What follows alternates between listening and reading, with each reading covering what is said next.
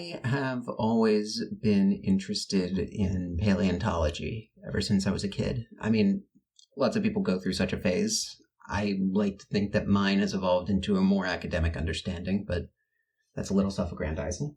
I, after all, am pretty uselessly whiling away my environmental sciences degree.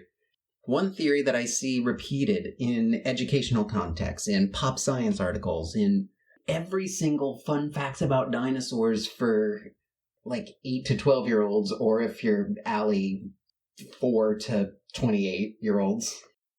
One fun fact that I always see is, did you know that ancient Greek people just found an elephant skull and they thought it was a Cyclops because it's got a big nose hole in the middle and they thought that was eyes? And I'm going to tell you exactly why I think it is exactly so bogus. I'm also going to do it without being self-conscious about using the word bogus, like I'm a 90s teenager.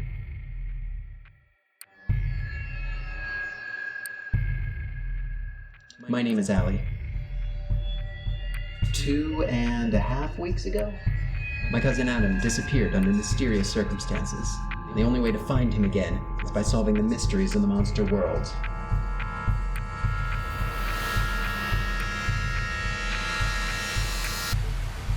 You're listening to WFMR, uploading anytime we feel like. This is Finding Monster Right, After Dark. And these are the Allie Files. Something like that. Hey, little monsters. Yep, me again. So, this week's monster is a little something from Greek mythology, because I thought maybe some of us might be returning very soon from a honeymoon in Greece and want to keep that Greek high going a bit. Oh no, reality is shaking because I've got to adhere to kayfabe. Adam's still missing. Right. Adam is definitely still missing. And I found a clue as to his disappearance. You see, I was walking past a tattoo parlor, and I saw a man complaining about a weird rash that he had. And the tattoo artist said that the tattoo on his arm was made of ink, not composed of any material on this earth. And in the mirror that the artist was holding up to it, I could see reflected the following message. Trapped. Wrapped. Over. Under. Bail. Locked in jail. Episode 25, Season 1 of The Twilight Zone. People are alike all over. Rating 8.1 out of 10. 3,677 votes on IMDb. Fives. Wait a minute, the only person who would ever present that information in that order.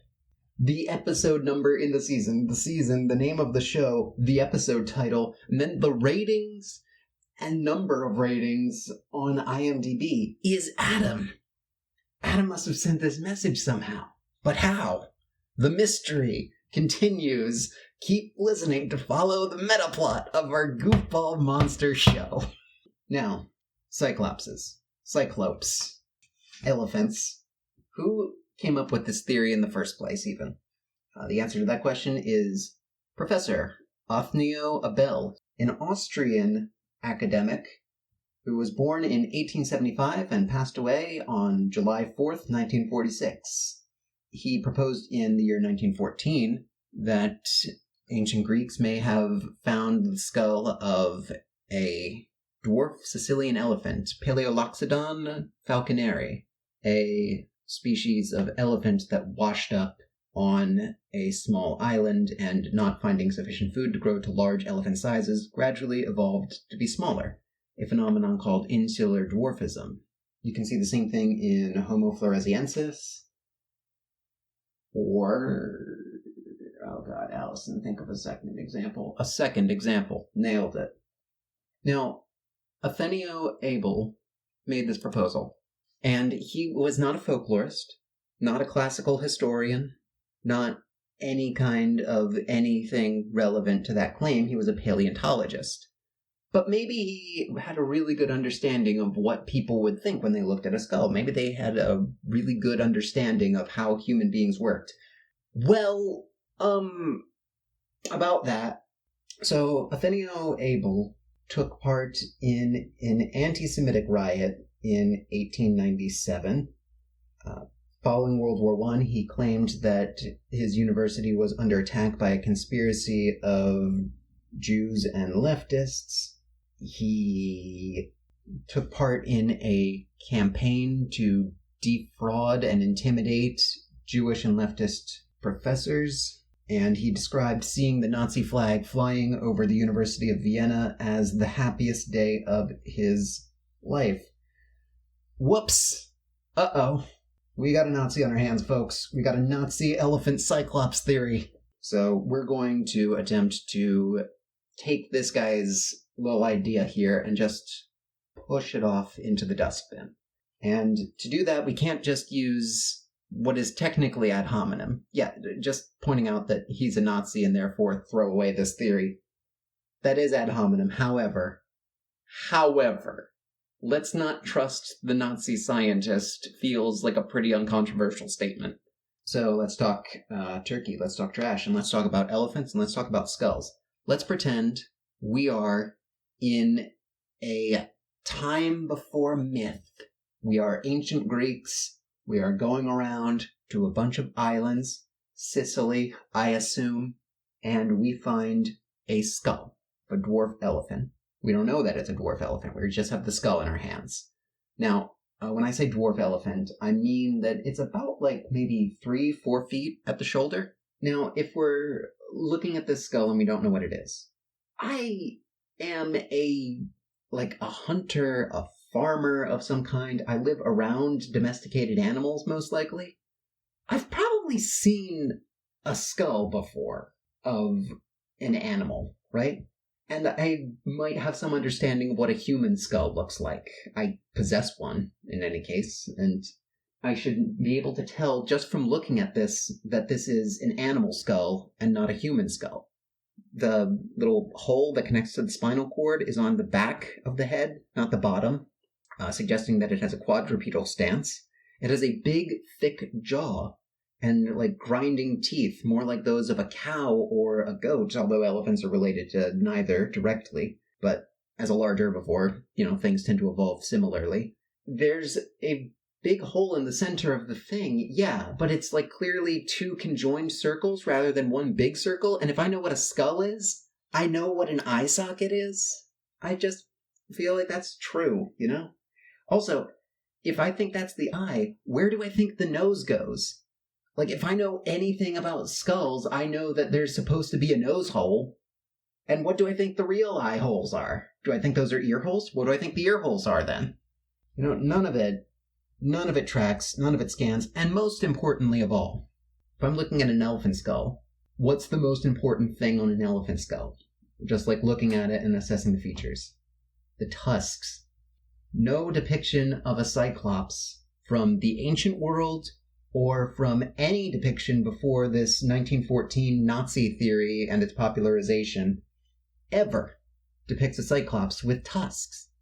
If it were really inspired by an elephant skull, you would think that would come up at least once. However, it never really has. There's no reason, ultimately, to think that the ancient Greeks would know so little about osteology, would know so little about what skulls of different animals look like, that they wouldn't be able to tell the difference between a skull of a human and the skull of a large quadruped herbivore. An elephant skull looks more like a weird big cow skull than it looks like a human skull. So why would they reconstruct the animal as being of human form and intelligence? Why wouldn't they imagine, if they don't know what an elephant is, why wouldn't they just imagine a large grazing animal of some kind? And that is because this theory is fundamentally flawed. Not only flawed, it's unfalsifiable. You can't go back in time and ask those Greek farmers what they saw. It's spurious. So what other explanations are there? Well, there is a rare genetic condition, a disorder, a birth defect that comes up in humans and animals. You see the kinds of two-headed kitten born in a Swiss zoo or something, and you're like, why do they have kittens in zoos in Switzerland? I just made up that example. But you see things like, born with one eye. And that is a condition called cyclopia, where a fetus develops with only one eye, and this condition is usually fatal in both humans and animals. Interestingly, the nose forms over the eye in situations like this, which seems like a uniquely monstrous trait that you might want to put into a depiction of such a monster. Flying against this theory is the notion that Cyclops, I'm going to mess up that every time. And furthermore, I'm giving myself a lot of edit points in here by doubling back on some of my words. I've noticed that in the last 2 episodes, and I'm going to try and fix those, but sometimes those slip through because your girl's up late editing, so... Anyway, the problem with it being a deformity is that Cyclopes are never truly described as being a product of a monstrous birth of a human or humans. They are depicted as their own unique race. Now, one exception is the origin story of Brontes, Serapes, and Arges, who are 3 Cyclopean smiths who form the lightning bolt of Zeus, the trident of Poseidon, and the helmet of invisibility of Hades. And I keep wanting to say the hammer of Thor. That is the wrong mythology, Allison. Those 3 were born of a union of Uranus and Gaia, the personifications of the sky and the earth, primordial deities in Greek mythology. They were imprisoned within Tartarus and made to forge those 3 magical items that I had mentioned. They worked as assistants, sort of, to the god Hephaestus of the forge, who actually also was uniquely among the Greek deities, specifically malformed and ugly in a way. This brings me to a third volcanological theory, where the glow of Mount Etna in the distance is said to be the workings of Hephaestus in his forge. And to see it in the distance, and to see like one red dot on the horizon, reminds you of a singular eye, very Lord of the Rings. Now, the problem with all of these theories, that it's an elephant skull, that it's a deformity, that it's a volcano seen from a distance, the problem with all these is that it's very reductive. The idea of a single-eyed entity is not unique to Greece. There are monsters across Slavic and Australian mythology that fit that description. There's the Nandi bear in Africa, and there's the Mapinguari of the Amazon, a creature which sometimes has a singular eye, which is supposed to be a kind of bestial quality. The Mapinguari is said by a lot of cryptozoologists to, similarly to the Cyclops, be a surviving giant ground sloth that is misidentified by the locals as a Mapinguari. That's similar to the Cyclops in that it's said to be mistaken as some extinct animal. I think that interpretation is reductive. And I think some people, certainly not everyone, some of us just want ground sloths to be real, which, hey, me too. I would love that. I would ride one to work every day. First I would need a job. Then I would get a ground sloth. Then I would tame it. Then I would name it, I don't know, Jason. Maybe I'm just got Greek on the brain. But another way you can use these stories of, oh, it's just a surviving prehistoric creature. Oh, it's just a fossil that someone misidentified. Another way you can use that very easily is to devalue the oral tradition and the literary tradition of Mediterranean peoples on European history. If you're some kind of Nazi professor in Austria, or if you're a colonialist trying to paint Amazonians as backwater primitives, you can just take their stories and say, oh, they were mistaking something for something. It's a tool that racists and bigots can systematically use to hurt people, to devalue the impact of different cultures on the human experience in a public theater, all while, operating under the guise of us lowly paleo nerds.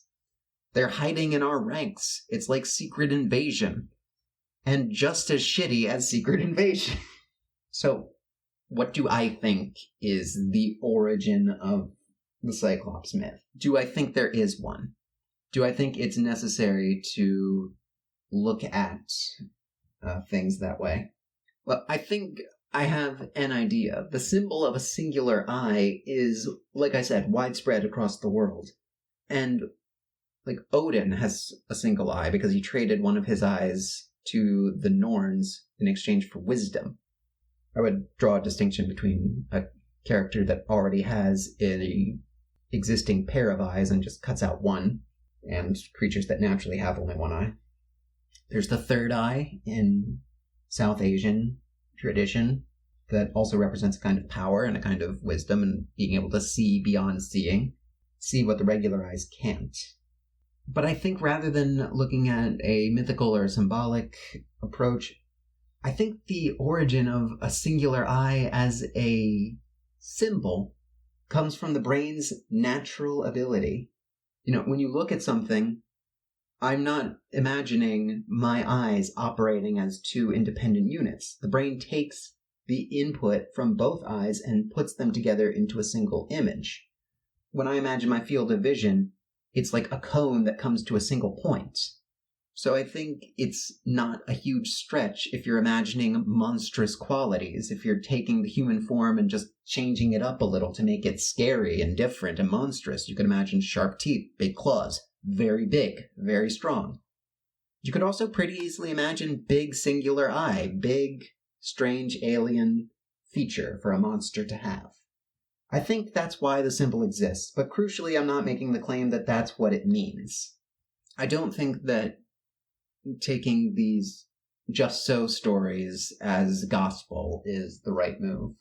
Not everything needs a big, grand, universal explanation. Joseph Campbell, also a Nazi.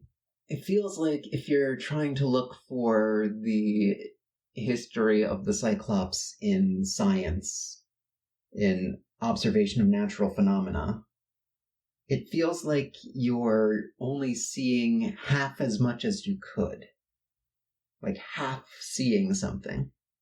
If only there was a convenient visual metaphor for that. Oh well. Now, the Cyclops isn't. So are there any mythological creatures inspired by fossils?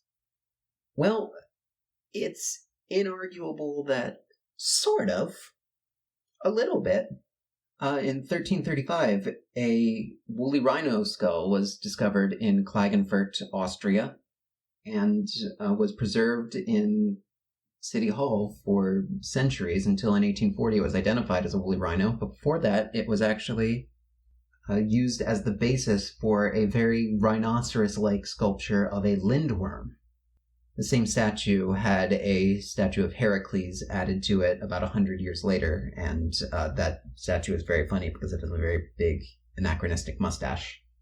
We also see texts from ancient China about finding dragon bones in, the sediments of some certain province.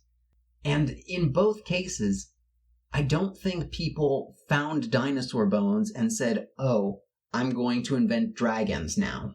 I think dragon myths, in both the Western and Eastern senses of dragon, were already extant in the region, and then if you find big bones that look vaguely reptilian, you think, maybe dragon bones. I don't know. I don't have the resources at hand to know that that's patently false. I think the egg clearly comes before the chicken in this case. Furthermore, when we study mythology, when we study folklore, as I do very amateurly in this case, and in all cases, I think it's important to keep in mind the transmission and preservation of the myth rather than trying to find some just-so story for its origin. And to that effect, the story of Odysseus blinding the Cyclops, blinding Polyphemus so he can steal a bunch of his food and stuff which he feels entitled to because he broke into Polyphemus's house fair and square. which is an insane story. But the blinding the ogre myth goes back hundreds of thousands of years. Let's cap that at thousands. I don't think we have written records that go back hundreds of thousands of years. It very well could be hundreds of thousands of years, but we would have no way of really knowing, would we? Whether they are building the walls of Mycenae and Tiryns, or forging Zeus's lightning bolt, or being stabbed in the singular eye by Odysseus. I think if you take the Hesiodic and Homeric Cyclopses, the Cyclopses of the Theogony that forge all these weapons, or the Cyclopes of the Odyssey that just farm sheep, I think taken as a whole, Cyclopses are good at representing the enormous power that we have within ourselves to create, to forge, to build, and also single-mindedness, lack of perspective. I think these stories can have a symbolic meaning in our modern context. I just don't think that it's an elephant, actually, is an important part of understanding what the Cyclops is and what it means. I think it's a distraction, and I think there's other better ways to get people interested in mythology and in paleontology. And also, the Protoceratops is not a fucking griffin. And that was the first time I used bad words in the whole episode. When you're studying mythology and folklore and the way we tell stories and the history of monsters, when you're finding monsters right, you gotta keep both eyes open. Well, thanks for listening, everybody.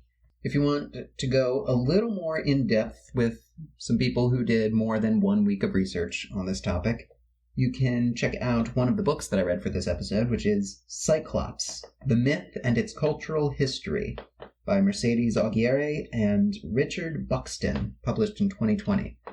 They go into a lot more detail than I did, as I said, and they also have not a lot of kind words for our dear friend and most recent addition to the Finding Monsterite Rogues Gallery, Professor Abel.